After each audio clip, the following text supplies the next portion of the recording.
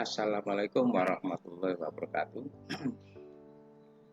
Jumpa lagi dengan saya Pak Arifin.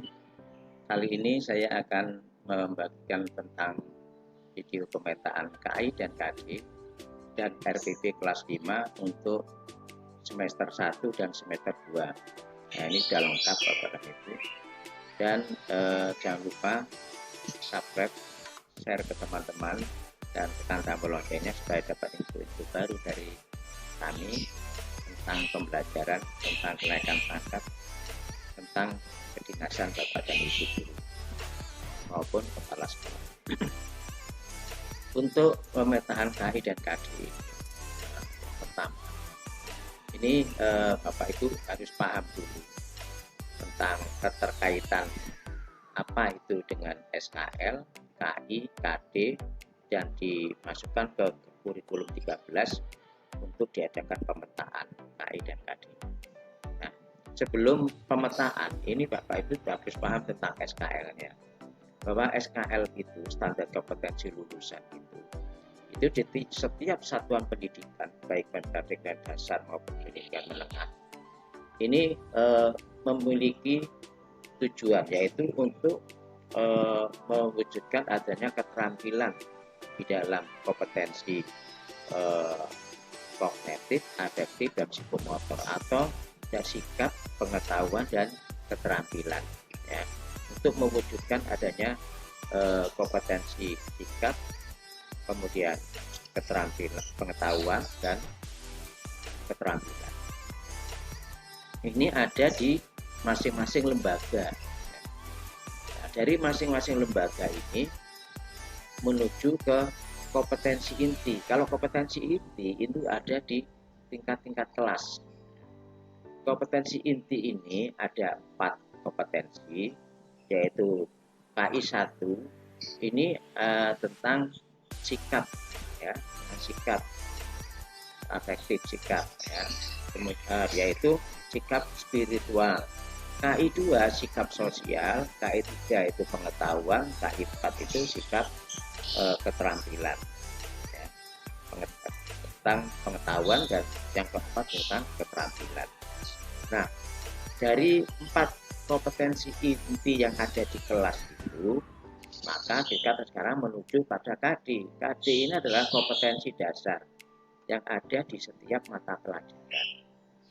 Khusus untuk mata pelajaran PPKN dan agama itu ada sikap KI 1 dan KI 2, ya, yaitu spiritual dan sosial.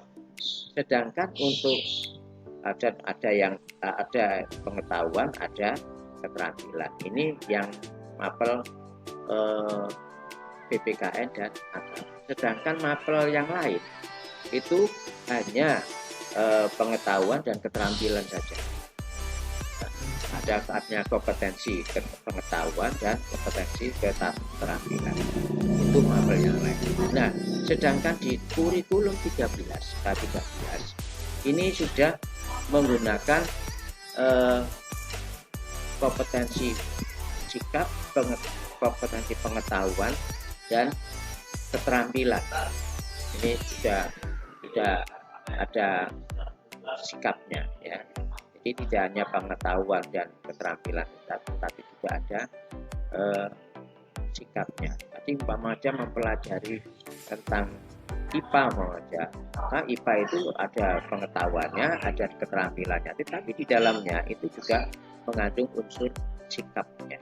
Ini kalau kita kurikulum 2013. Nah, baru kita menuju pada pemetaan KI dan KD tadi. KI itu di kelasnya, KD itu di setiap mapelnya. Itu kita petakan. Nah, seperti itu.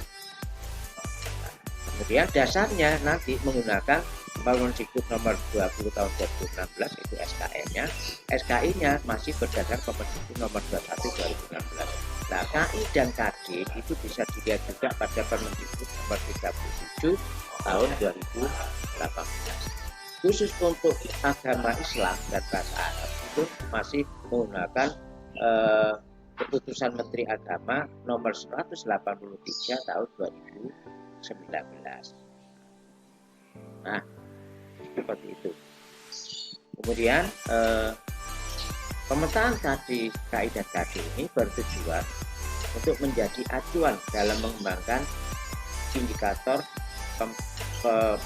indikator pencapaian kompetensi, ya, indikator pencapaian dan memudahkan guru dalam menyusun RPP, ya, karena sudah dipetakan tadi KI dan KD. Pemetaan digunakan sebagai dasar perancangan kegiatan penilaian harian per tema maupun per semester. Nah, ini yang pemetaan. Sedangkan untuk RPP, untuk RPP ini mengacu pada Permendikbud nomor 14 tahun 2019, yaitu penyederhanaan RPP. Sedangkan materinya untuk kelas 5 ini tema 1 itu organ gerak hewan dan tumbuhan. Tema 2 udara bersih dan kesehatan. Tema 3 makanan sehat. Tema 4 sehat itu penting. Tema 5 itu tentang ekosistem. Tema 6 panas dan perbedanya. Tema 7 peristiwa alam dan kehidupan. Tema 8 tentang lingkungan dan sahabat kita. Tema 9 benda-benda di sekitar kita. Nah, ini untuk kelas 5, ya. Nah, ini kita buat RPP-nya. RPP ini menggunakan prinsip efisien, efektif, dan berorientasi pada siswa. Nah, untuk yang RPP yang baru yang hanya cukup 1 halaman itu, intinya yang penting ada tujuan pembelajaran, langkah-langkah kegiatan pembelajaran, dan penilaian. Hanya 3 itu intinya. Ada tujuannya, ada kegiatan pembelajarannya, ada penilaiannya. Hanya 3 ini. Untuk yang lain terserah Bapak dan Ibu guru. Jadi yang penting ada tujuannya, ada langkah-langkahnya, ada penilaiannya, asesmen. Jadi 3 itu. Sedangkan yang lain terserah Bapak dan Ibu. Mau diberi lampiran soal terserah, tidak diberi dan terserah, ya. Nah, kemudian guru secara bebas memilih membuat, menggunakan, dan mengembangkan format RPP-nya. Formatnya terserah Bapak dan Ibu guru, tidak ada keharusannya. Yang penting nanti jadi hanya 1 lembar. 3 komponen inti tadi ini bersifat komponen lainnya bersifat pelengkap dan dapat dipilih secara mandiri. Jadi mulai dari tujuannya, kegiatan, asesmennya ini yang wajib ada. Penulis RPP dilakukan secara untuk efektif dan efisien guru, ya. Sehingga guru ini lebih efisien, tidak menghambur-hamburkan waktu, tenaga yang panjang itu misalnya RPP-nya dulu seperti itu, sekarang tidak. Untuk para guru yang sudah di KKD maupun MDM ini dapat memilih secara bebas, ya, dan bisa menggunakan format yang bebas, ya. Karena tidak ada keharusan RPP bentuknya seperti ini. Yang penting ada tujuannya, ada langkah-langkahnya, ada penilaiannya. Kalau ya sih punya yang lama itu masih bisa digunakan untuk penyesuaian. Dan RPP ini nanti bisa untuk bukti Bapak Ibu, untuk apabila akreditasi pasti ditanyakan mana RPP-nya. Kemudian untuk supervisi masih dibutuhkan, untuk penilaian PKG juga dibutuhkan, ya. Oke. Setiap guru harus punya. Kalau tidak punya, maka nilai akreditasi sekolah jatuh, ya. Karena itu wajib ada. Nah, sekarang contoh daripada RPP pemetaannya ini sudah lengkap Bapak. Ini pemetaannya untuk semester 1, yaitu untuk kompetensi dasar keterampilan, dan tadi, ya. Kemudian untuk kompetensi dasar pengetahuan semester 1 kelas 5 dan tadi. Nah, jadi Bapak dan Ibu, baik tema 1, tema 2, tema 3, tema 4, tema 6, ya, pemetaannya. Seperti ini, tidak usah saya baca satu persatu, waktunya biar tidak terlalu lama. Kemudian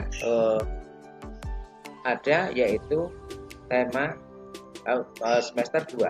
Nah, semester 2 untuk kelas 5 pemetaan kompetensi 3 ya, itu KI 3. KI 3 itu adalah pengetahuan ya, untuk pengetahuannya. Tema untuk tema 6, tema 7, tema 8, tema 9. Nah, sedangkan KI 4 untuk semester 2 yaitu keterampilan untuk mata pelajaran PPKN, bahasa Indonesia dan seterusnya. Untuk tema 6, tema 7, tema 8, tema 9. Nah, ini yang semester 2. Nah, lengkap. Sudah lengkap ya. Nanti tinggal Bapak Ibu kalau butuh bisa WA ke saya kirimi nanti. Karena banyak. Nah, sekarang setelah dipetakan, sekarang kita membuat RPP-nya ya. RPP-nya itu ada RPP daring. Nah, kalau ini sistem daring, ada tujuannya, ada langkah-langkah pembelajarannya, dan ada evaluasinya ya. Kalau mau diberi lampiran silakan. Kemudian ada RPP, ini masih RPP, ini RPP tatap muka ya. RPP tatap muka sudah lengkap, ada tujuannya, ada kegiatannya ya, pembukaan, inti, penutup, kemudian ada penilaiannya. Kalau yang lain silakan dilengkapi, mau ada penilaiannya, mau dikasih lampiran tidak apa-apa, silakan ya. Mau dikasih lampiran boleh. Nah, ada lampiran itu terserah Bapak. Kemudian ini ada juga RPP tatap muka, nah, satu hari ya. Ada tujuannya, ada kegiatannya, ada penilaiannya. Ada penilaian. Kalau mau diberi lampiran silakan. Nah, ini tidak saya tampilkan semuanya karena begitu banyak ya. Karena banyak, tidak mungkin saya tampilkan semuanya. Bapak Ibu kalau nanti membutuhkan baik itu pemetaannya, kemudian RPP-nya, ini bisa Bapak Ibu miliki ya. Jadi Bapak Ibu miliki, bisa lewat WA saya. Nanti teknisnya karena filenya banyak ini. Seperti itu. Itu Bapak dan Ibu, ini yang untuk kelas 5 ya, untuk kelas 5. Untuk pemetaannya maupun RPP. Selamat bekerja, selamat Bapak Ibu nanti memiliki, bisa share ke teman-teman yang belum punya ya. Kalau yang sudah punya nggak usah, kalau yang belum punya silakan. Untuk tahun pelajaran 2021 dan 2022, baik menghadapi akreditisasi maupun menghadapi supervisi maupun menghadapi penilaian BKD. Akhirnya wassalamualaikum warahmatullahi wabarakatuh.